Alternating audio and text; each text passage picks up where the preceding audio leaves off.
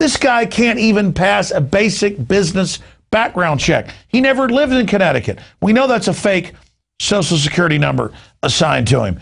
Why would the system want to put an illegal alien, like his uncle who's about to get deported, in power? Why would they want to do this? Because they can blackmail him. They've got him by the short hairs. That's what's going on here. It's very, very simple. Obama is a teleprompter reading puppet. I could care less. He's a distraction. But at the end of the day, he's a 21st century latest model of a puppet who is totally and completely compromised. All right, you can full screen that so then I can come back to it. Massive new radioactivity possible if melted core hits the water. That's what INFOWARS.com has been reporting on, as well as Washington's blog. It's all over the Japanese news.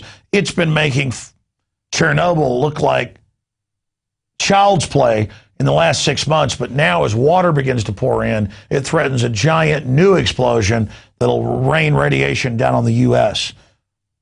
But that doesn't matter because the EPA's already raised the level of radiation, saying any level is safe. With more on the plunging fortunes of the corporate frontman Barack Obama, we're joined by Wayne Madsen, who's a Navy anti-submarine warfare expert, worked for the National Security Agency, RCA. He has reported from Capitol Hill for decades on national security issues and broken some of the biggest stories concerning illegal spying on the American people and other national security issues. Well, he's somebody who is more progressive, and it was certainly not attacking Barack Obama because he was some Republican with an axe to grind. But he has been to Chicago. He has been to Jakarta, Indonesia. He has been all over the world tracking the real identity and providence of Barack Hussein Obama, a.k.a. Barry Soetoro, or back to a.k.a. Barack Obama. And we've now seen the reports that World Net Daily and others have run. E-Verify flags Obama's Social Security number out of Connecticut as probably fraudulent. It's been admitted that he did not live in Connecticut and should not have been issued one. We know his mother worked for the CIA. And Wayne Madsen has broken a lot of the research that others later pick up and sometimes misrepresent. So he joins us to talk about the incredible developments when he was in Indonesia, where they tried to block him every step of the way. Same thing happened with Jerome Corsi in Kenya. And then, of course, the Kenyan government has now released their national security letter when George W. Bush was sending letters trying to find out about the providence of Barack Obama. And they wrote back to the White House and said, look, whoever he is, it's been erased out of the records here. It's been destroyed, so there is a cover-up.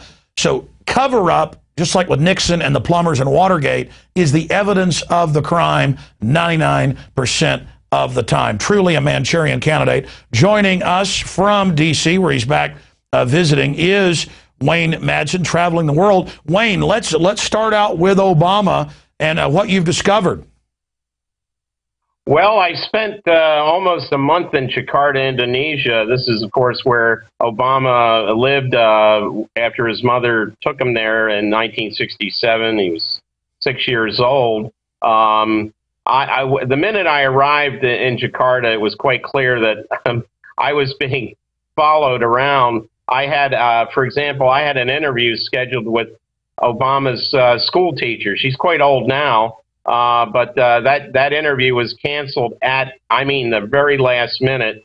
It was quite clear that the embassy was sending people around to dissuade people from talking to me. Now, I did manage to talk to quite a few people, even with that kind of pressure. But the U.S. Embassy in Jakarta is in total cover-up mode on behalf of Obama. We also know that he... on his mother's passport application to have her passport renewed, she listed Obama's name as Barack Obama, and then there was this name Sobarka that had then been sort of crossed out.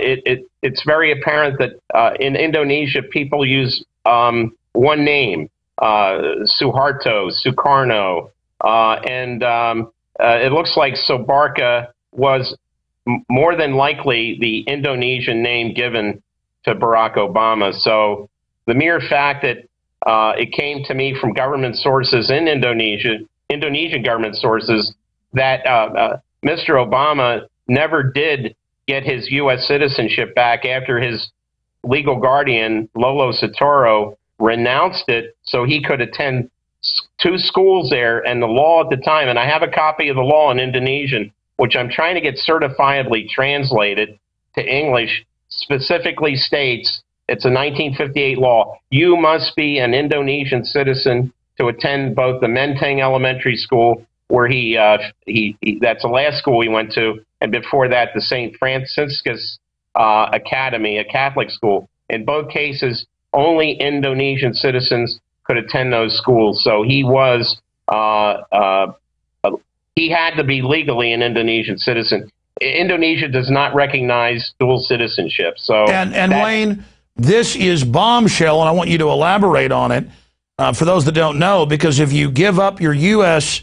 citizenship to become an Indonesian citizen, you can't later then become a U.S. president. So I want you to comment on that.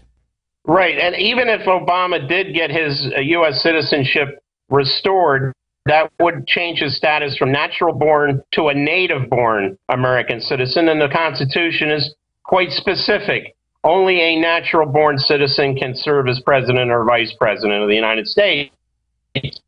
So with that broken citizenship, this kind of takes this puts the focus really on the citizenship issue and not the birth certificate. Let's say he was born in Hawaii.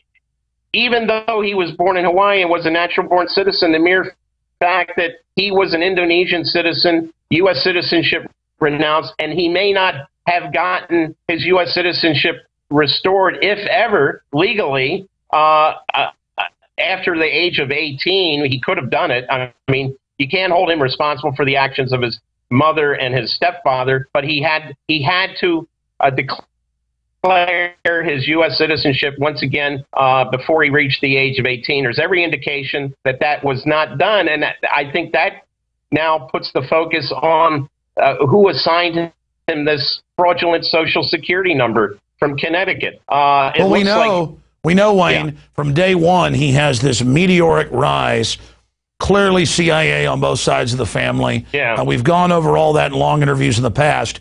But now they've brought out the obviously fake new birth certificate. Then they produced the bin Laden rabbit out of a hat trick. But still, he's got one of the lowest approval ratings, well, the lowest ever recorded this far in, and plunging so fast. What do you think the establishment's planning to do with Barack Obama, who they gave the Peace Prize to, where they did everything for? They were clearly planning on him being a messianic leader to sell us tyranny, but their precious creation has blown up in their face. So what comes next, and what else did you learn on your travels? Well, I personally, I think Obama's going to get another 4 years. We know that these electronic voting machines are fixed, and so there are methods by which they can ensure that he's going to be reelected. I mean, I would note that the polling here in Virginia shows him tied with the Republican candidate. Well, I mean, Virginia hadn't voted Democratic since 1964 for LBJ until it voted for Obama in 2008. I can tell you that Obama is extremely unpopular here in Virginia, and I don't know how these polls are being conducted or who they're asking, but I think the fix is in. I think he's going to have another 4 years because they're very comfortable with this guy. He's doing everything that they want him to do. I would also note that when I was in Indonesia last year, a movie was produced based on a book, and I'm going to hold it up here. It's called Little Obama. And this book and the movie I discovered was funded by the United States government. It was supposed to come out concurrent with Obama's first state visit to Indonesia, but he canceled 2 visits to Indonesia, so they had to release it without Obama present. But when the movie was first produced, it was screened by the U.S. ambassador and the embassy staff, the CIA's political officer at the U.S. Embassy in Jakarta, and they demanded that two scenes be removed from that movie of when Obama was there as a kid. One was his pledge of allegiance to the Indonesian flag and his singing the national anthem of Indonesia in Indonesian, I would add, and also his praying in a Muslim chapel at the Menteng Elementary School. Yeah, so this guy is a complete shadow government CIA cutout, and I agree with you, the establishment likes Obama because he'll take all the hatred and blame for them. And we're seeing a lot of cooked and manipulated polls, or when Ron Paul wins a poll, the Wall Street Journal won't even show his name. MSNBC's done the same thing. The entire system is afraid of Ron Paul. But expanding on that, the war he launched in Libya, where I know you visited, without congressional approval, the super Congress taking the power of the purse and handing it over to the president. We've got Fast and Furious, from your work in the government, NSA, Iran-Contra, all of it.